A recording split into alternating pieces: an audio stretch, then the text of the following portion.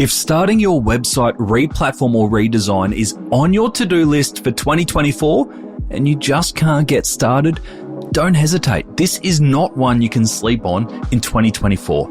Make sure you chat with the team at Convert Digital. They are a leading Shopify Plus partner with teams in Sydney, Melbourne, and Brisbane. Convert Digital have developed amazing sites for great e-commerce brands such as Camilla and Mark, Naked Harvest, Gander, Cocoa Black, 2XU, Superdry, and more. Don't take my word for it. Head on over to convertdigital.com.au to view their work or reach out directly to the team on hello@convertdigital.com.au. Welcome to The Checkout. We catch up with previous Add to Cart guests and ask them 5 quick questions to get to know them better and leave you with a little extra inspiration to get through your Friday. Here's your host, Bushy. Today's checkout features Jessie Richardson, founder and CEO of Kitted Thinking Tools and the School of Thought. Around 14 years ago, armed with a background in design, advertising, and a man crush on Stephen Fry, Jessie began a journey to educate the public on critical thinking, reason, and understanding for the greater good. It started with a poster and a deck of cards and has grown into a SaaS platform and a framework for businesses to harness the benefits of higher order thinking. Jessie does a brilliant job in unpacking how we think and how we make decisions for better outcomes for everyone.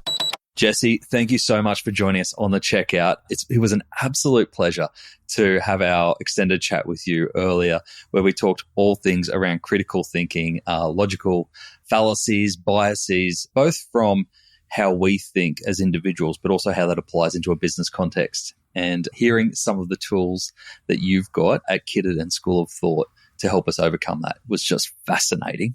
But we're here to learn a little bit more about you. I've got 5 quick questions for you. Cool. Number 1, what is the weirdest thing that you've ever bought online? It was last week, and it was a poop knife. Have you heard of these? No, I have not, but I want to. I saw it on Reddit, and I was like, it's become a thing, right?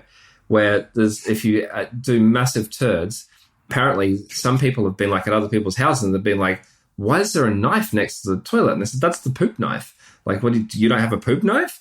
And apparently it's just culturally this like divide where, you know, it's like folders and scrunches, but some people have poop knives because that is a way to deal. You don't have to like get in there with a plunger or anything. You cut that up so that it goes down, right? And so we bought one recently for a friend of mine who will remain unnamed for his dignity as a Christmas present that we're going to give him because he is guilty of some atrocious injustices that have been visited upon toilets in our house.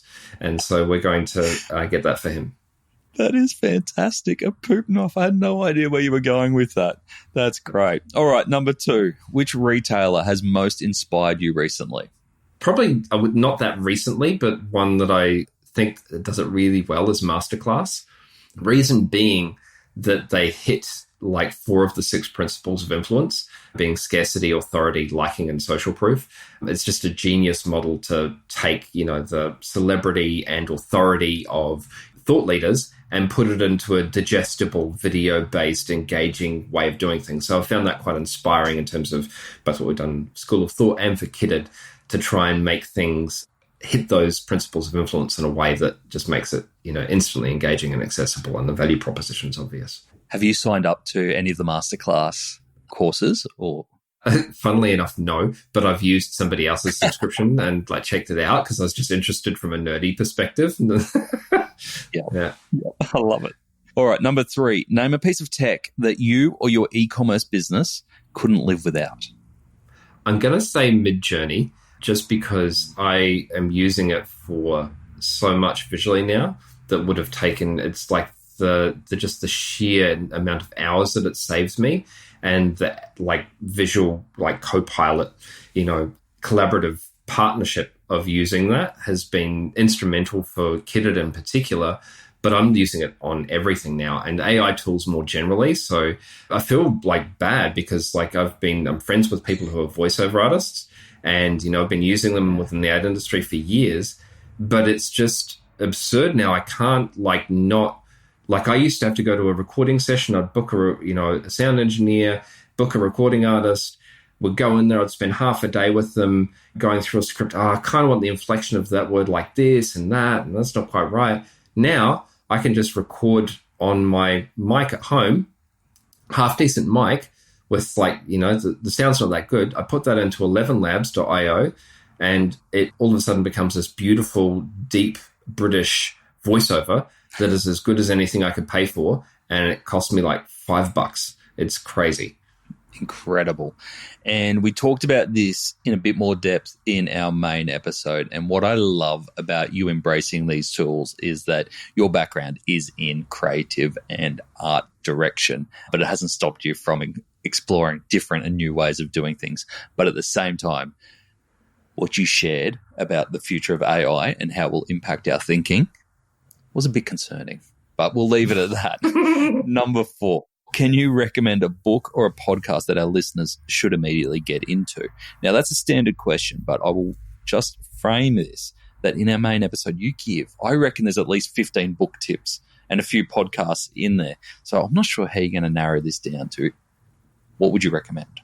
So search engine can recommend, and Reply All, PJ Vogt and Alex Goldman. Just if anyone's interested in the internet generally and internet culture, they're both fantastic. And search engine in particular goes in these beautiful little mystery rabbit holes. And is widely regarded by a lot of people, and I agree with this consensus, that the Reply All episode, The Case of the Missing Hit, is the best podcast episode that has ever been created. It's just pitch perfect. Do check it out if you haven't already seen it. Missing hip, as in hit. Like Case of hit. No. Okay. Case of the Missing Hit, the song, like a hit song. Oh, gotcha. Because that's a very different episode. Yeah. This may be a slightly less engaging one. But, The Case of the Missing Hit is definitely worth checking out. And it's there's a J.J. Abrams TED Talk on mystery boxes, and that's a perfect manifestation of that. So I can recommend that one. Director at the School of Thought's podcast, You Are Not So Smart. Highly recommend that. He talks to some of the world's leading intellectuals and luminaries and makes it very accessible and curious and interesting and fascinating to listen to, and get insights about persuasion and psychology and politics and sociology and all of the things that any curious mind might be curious about. And also Clearer Thinking with Spencer Greenberg is another podcast to check out. He does a very similar format to David McRaney's You're Not So Smart, interviewing leading intellectuals about, issues of the day and different ways of thinking about thinking, and lots of other curious stuff. Whew. Our bookshelves and our podcast lineup is going to be full. Thank you, mate. Last question I have for you. What is your biggest challenge today? Time management. I'm actually going to go. So I'll talk to you soon. Love it. That's so good. Thank you, mate. To hear more from Jessie, jump back into episode 427, where Jessie shares the most common logical fallacies and how they work in our minds. He unpacks multi-modular thinking and what it can do for e-commerce teams. And he talks about why we should all be trying to unleash our inner 4-year-old. How dangerous is that?